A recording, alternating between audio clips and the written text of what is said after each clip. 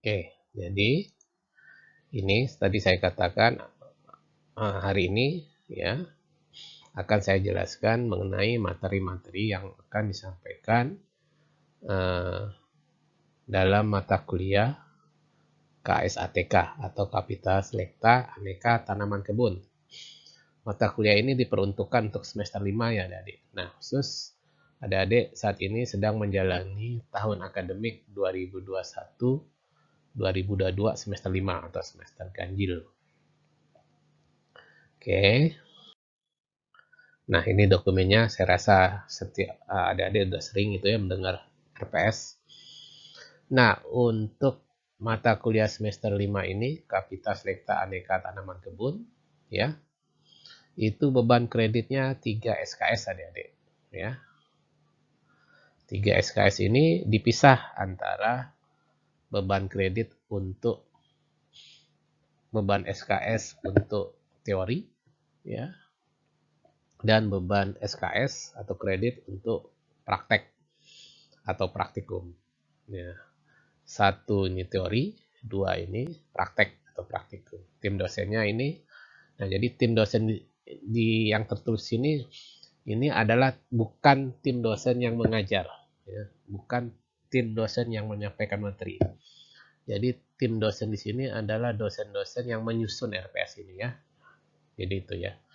Nah, untuk RPS ini disusun oleh ini almarhumah Bu Kuswartini ya. Jadi, kemudian Bu Susana dan saya sendiri. Oke.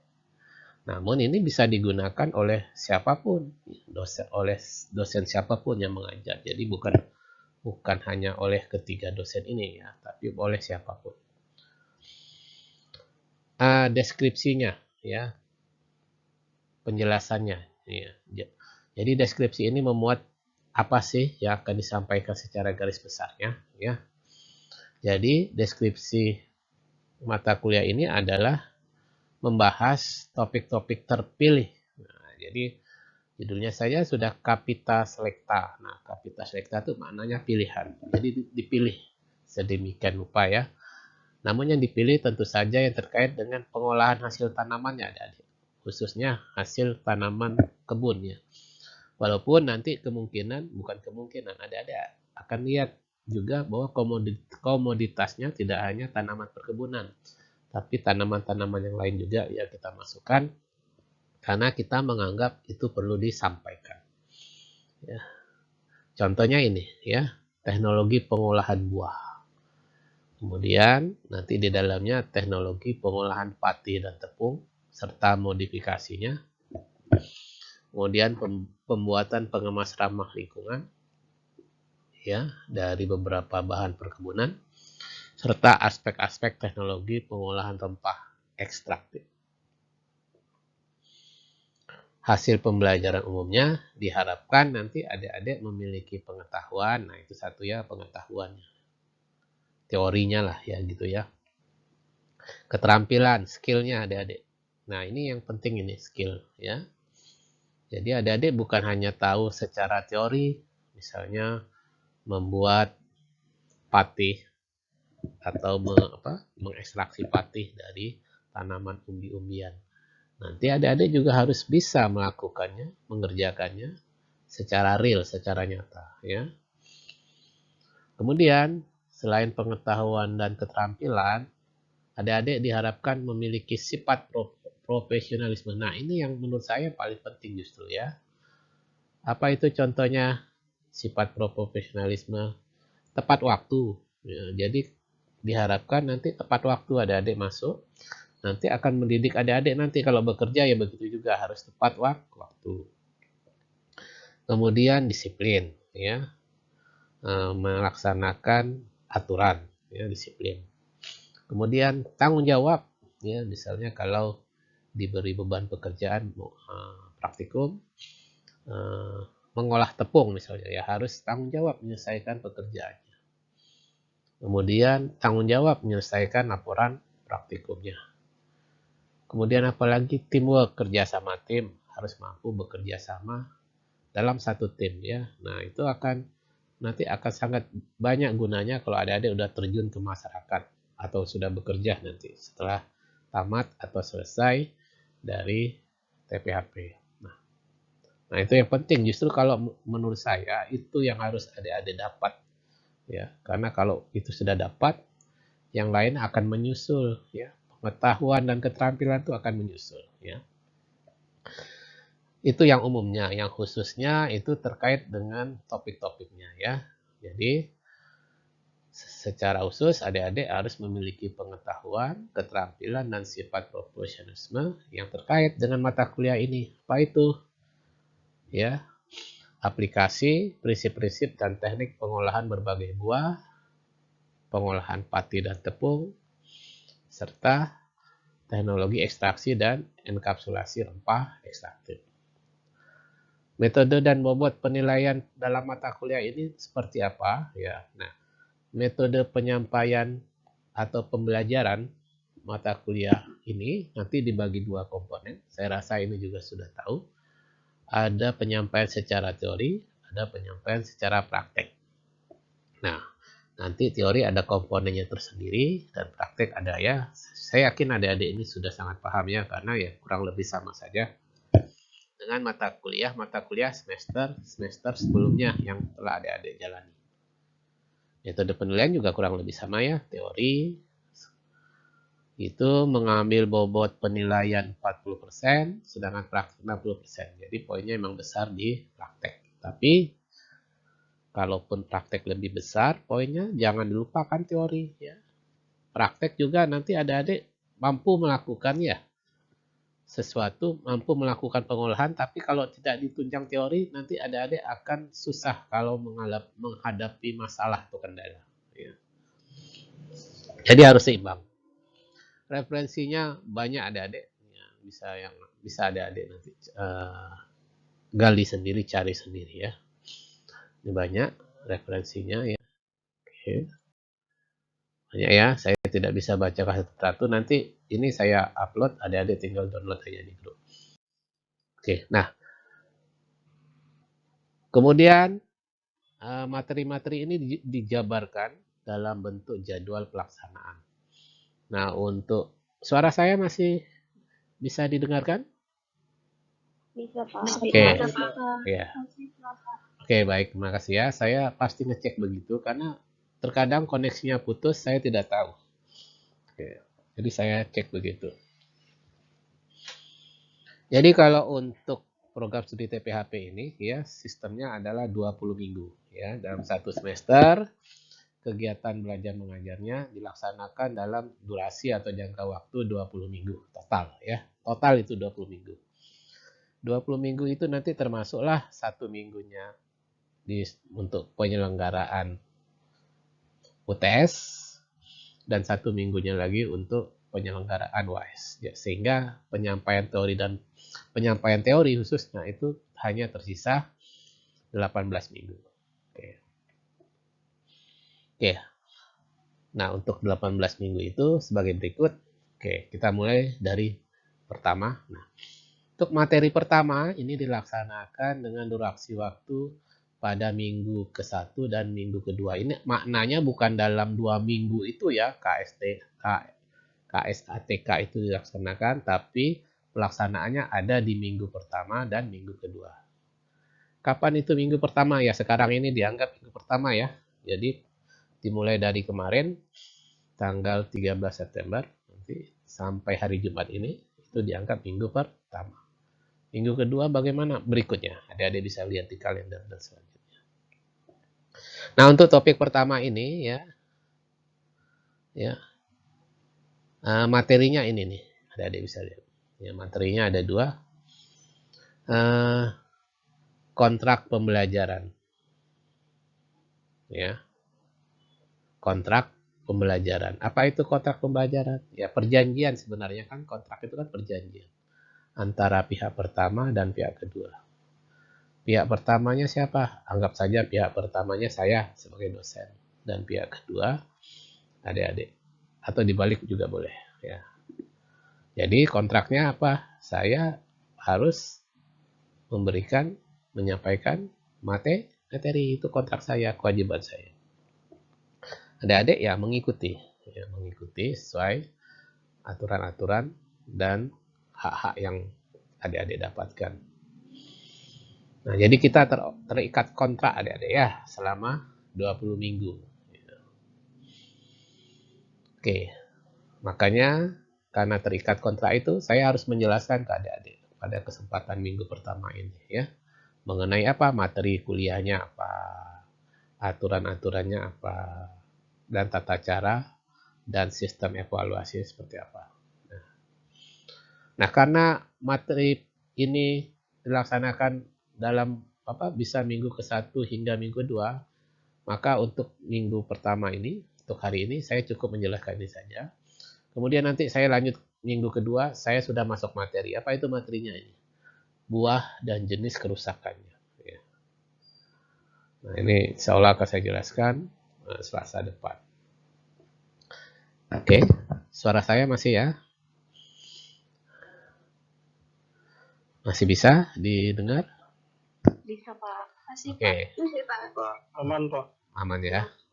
Oke, bentuk pembelajaran atau metodenya ya tentu ceramah. Ceramah di sini bukan ceramah seperti di masjid atau apa ya. Ceramah di sini maksudnya penyampaian dua arah ya. Jadi saya menyampaikan materi dalam waktu durasi sekian menit. Nanti saya minta umpan baliknya dari adik. Jika ada pertanyaan silakan. Ya. Dosennya, tim dosennya terlibat. Kebetulan saya ditunjuk menangani untuk kelas ini, kelas 5B. Oke. Indikatornya bisa dilihat sendiri. Referensinya mengacu pada referensi nomor berapa nanti bisa dilihat. Ini materi pertama nih adik-adik. Nah, minggu berikutnya, minggu ketiga, waktunya dulu ya. Kalau 2 minggu itu berarti 4 kali 45 menit. Ya. Jadi minggu pertamanya ini hari ini 2 kali 45 menit berarti 90 menit. Nanti minggu depan, ya hari Selasa depan, saya juga masuk 2 kali 45 menit atau 90 menit. 1 jam setengah. Lalu minggu ketiganya, nih sebenarnya adik-adik bisa nanti bisa tetapkan tanggalnya berapa ya.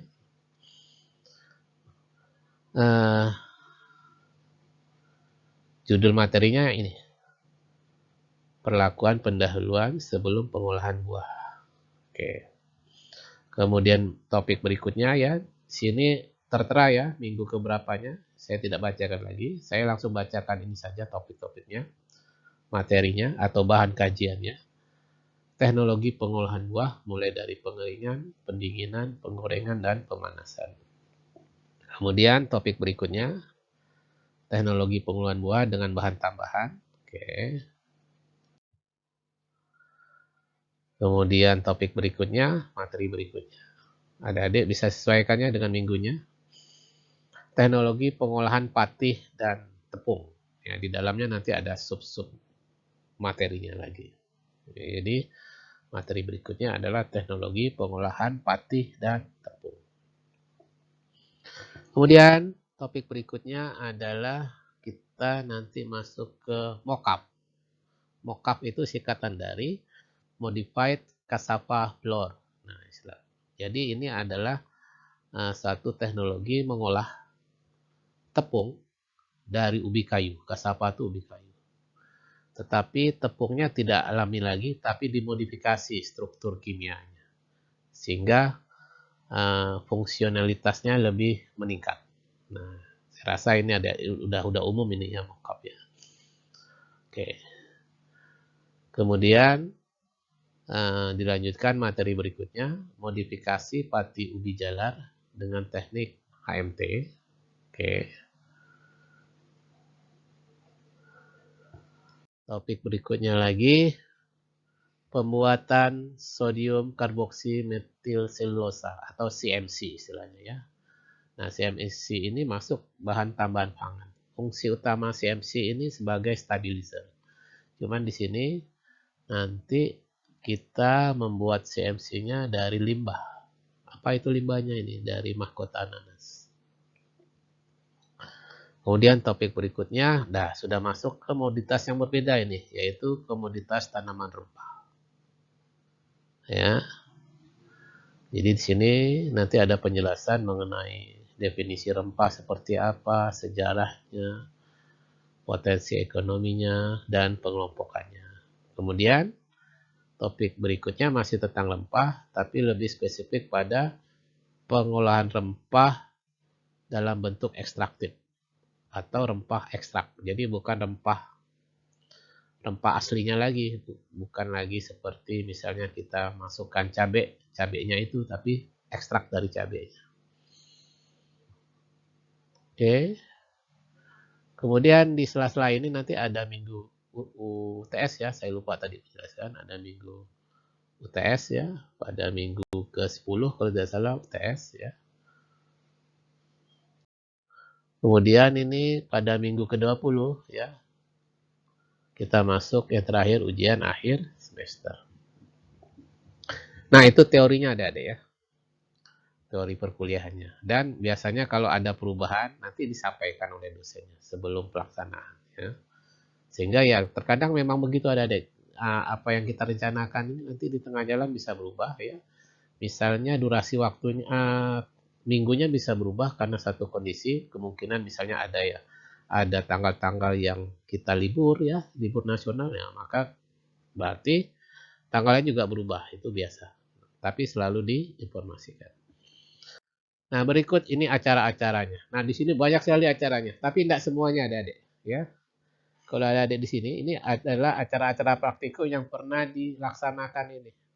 Mulai dari angkatan pertama sampai angkatan terakhir kemarin, tapi tidak semuanya. Nah, nanti ini akan kami bicarakan dulu dalam tim dosen ya. Mana acara-acara yang akan disampaikan untuk praktikum KSATK ini ya. Jadi ini bukan yang udah fix, sudah final, bukan ya.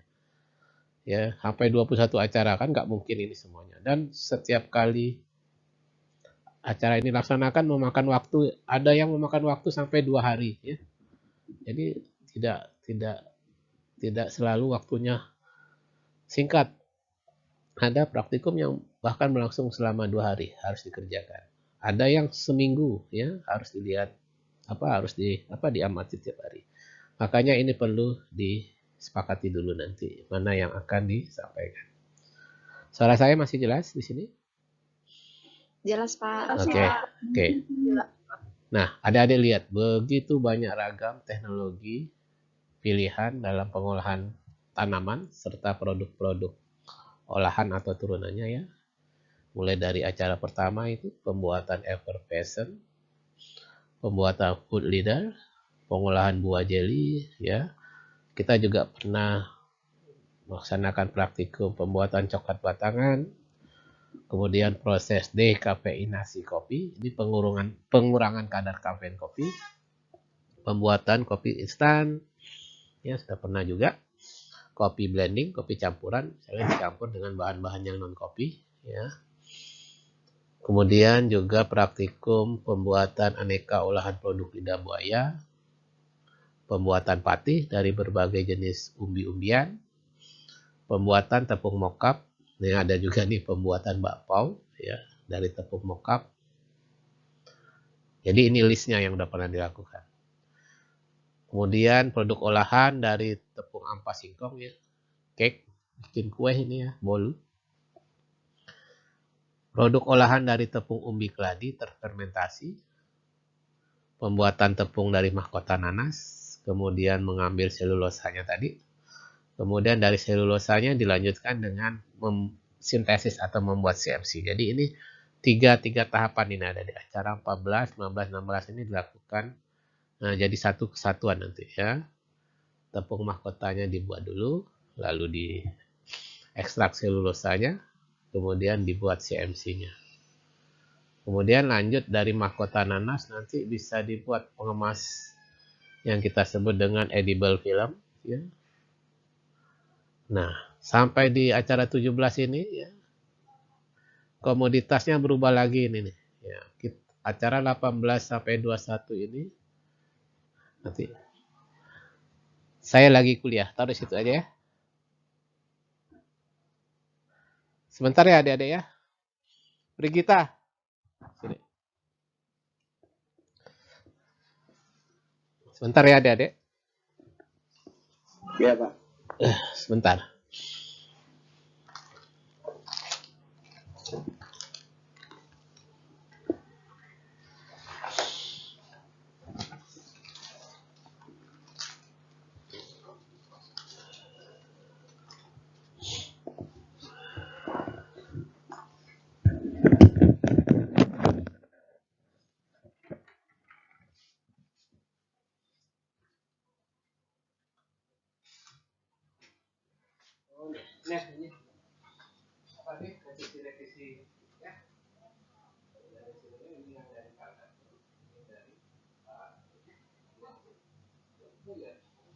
Repot kamu ya.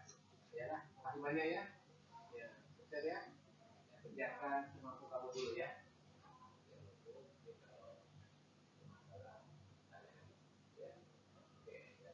Makasih ya.